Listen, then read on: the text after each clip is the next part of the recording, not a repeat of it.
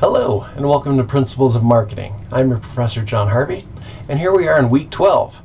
It's been far too long since I've shot a video. I miss you guys. I hope you enjoyed the video and enjoy this update here. So we're in the part of the semester where you're moving slower through the material. So we're just covering chapter 16 this week, but chapter 16 has a lot of really interesting information. So the title is something like Retailers and Omnichannel. And in my opinion, the Omnichannel thing, and I'll get to it, is a real, they're not doing a great job of explaining what that is. But let's talk about retail for a second. So retail is what you would think of as brick and mortar or a physical location. And the chapter goes through and starts explaining all these different types of retailers. So, you know, you've got like a clothing retailer and a grocery retailer and all this. But you can just think of retail as like physical location, having a place. Now, there's a few kind of weird exceptions to that, but that gives you an idea of what we're talking about. And in this chapter, they introduce one of the most kind of like foundational areas of marketing, the 4 Ps. So if we're talking about the 4 Ps, that alone can be a detailed semester-long type of effort. And so it's worth talking about them. So we're talking about 4 Ps, product, price, promotion, and place. And that's, like I said, that is the core essence of marketing in the traditional sense. When we're talking online and we're talking a few other things, there's some other ones they call like the 6 Cs and other things like that. But the 4 Ps, you should just be able to rattle those off the top of your head. So when we're talking about product, I mean, again, we could be talking product or service, right? But the thing in which you're selling. And so there's a lot that goes into that from a development perspective, from a, how it's handled, all of that kind of stuff. But the product itself is a major factor in marketing, right? So what is it you're selling? What is it that you're trying to communicate, right? So the second P would be pricing. And pricing is a real signal in terms of your product. And there's a lot that can go into pricing. So we've just covered all these different ways in which you have pricing. So there's like everyday low pricing, and there's high low, and there's all these other types of pricing models.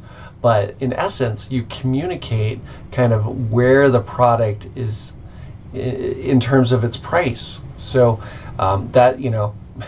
people associate that. So, and it's not always the case, but in general, a higher priced item tends to, people assume that it is a higher quality item. And so that's one way in which you're communicating about the product, and the whole overall structure is the price.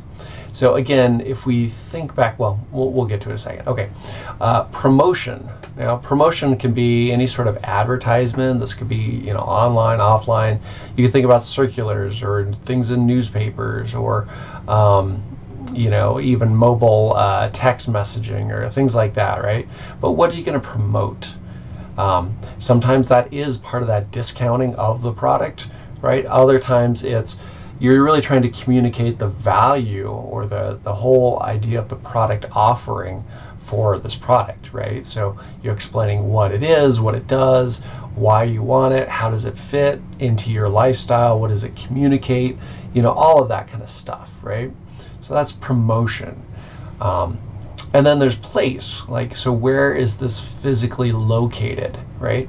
And so placement can be, if you think about a product, it could be sold as, in retail, like brick and mortar. It can be sold online. It can be sold person to person. And there's a whole bunch of sales vehicles there, but placement can be part of that, right? So price, placement, promotion, and the product itself are all the 4 Ps, and those are kind of all wrapped together. So if you think about those and you think about retail, you start to connect the dots, right? So let's say I go into a grocery store, right?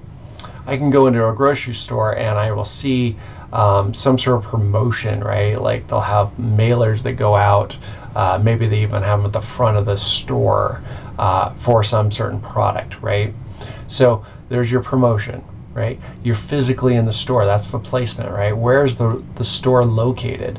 Oftentimes they're located, in a highly trafficked area. I know that like when you're buying a McDonald's franchise, they're actually looking for X number of cars that go by the road a day, and it's like it's got to be 50,000 cars a day or something like that in order for McDonald's to want to put McDonald's there.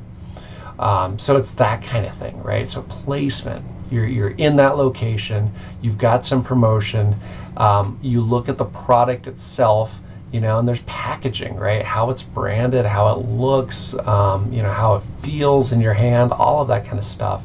And then there's the price, right? How much you're going to pay for it. And so you could have that same product in other locations, right?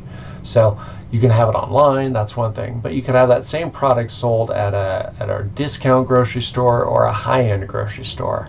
The price may be a little different, the way they promote it's a little different, right?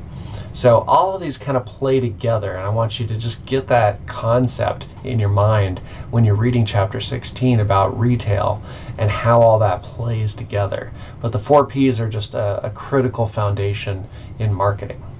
Okay, now I also want to talk about omnichannel, and the way the textbook describes it, it's really about internet personalization. And they're trying to have you just notice how everything can be personalized, right? So if you're on the internet, you've got like cookies that are like tracking your history and trying to figure out if you've been there before, how often you've been there. If you've signed in and logged in, then they have an account and a profile for you, so you're part of their CRM system. And so what they serve up to you is customized. And that's kind of what they're trying to show you. But omnichannel is actually much bigger than that. So omni meaning everything, channel meaning your points of contact, and so really a true omni-channel is like where all of these items are coming together. And I'll give you like a crazy example, but it could be that you're watching something on Amazon Prime, right, and you see a product in there, and you do a search on your phone, and then you go into a store and they already know who you are and they show you one of those products, right?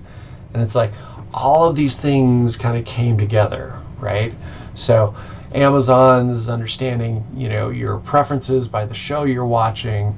Your internet search is making that connection of the product and the type of person you are, and then you're going someplace and they already have some profile information on you. So all of this is seamless to you. You just kind of show up, after watching the show, and you kind of go there, and all of a sudden there's this thing, oh yeah, that's what I was looking for. That's omnichannel, where you're putting all of those pieces together. And really, we're just starting to get there. The internet personalization is one thing, but really when you start combining it with the types of promotions outside of the internet and the experiences that you can have outside and in IRL, that whole situation is really what omnichannel is coming to be. And I'll give you like an old school example, right? Really old school. I was at a bank at one point, and had to do some sort of business transaction, right? And it happened to be a high dollar transaction. Well, the next time I went into the bank, the bank owner came over, with my wife and I, and this time, we're just like dropping off a paycheck or something like that, something very mundane.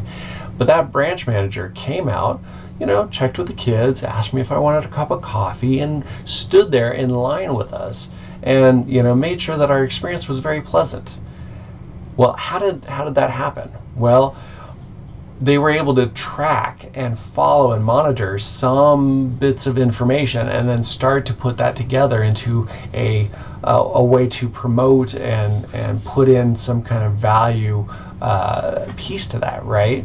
So they knew that which customer I was. There was a high dollar transaction that they were watching for, so they wanted to make sure that I was well taken care of. And then they were trying to make sure that the next time I had one of these situations, that it would be a very seamless experience for me, right? So they were trying back then to do this omni-channel thing where it was just like bring everything together and make it as seamless as possible, right?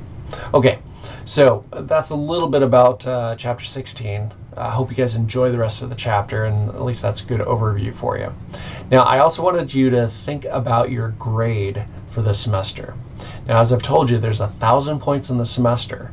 So you can look at how many points are available, how many points are left in the semester, and you should be able to calculate where your grade is.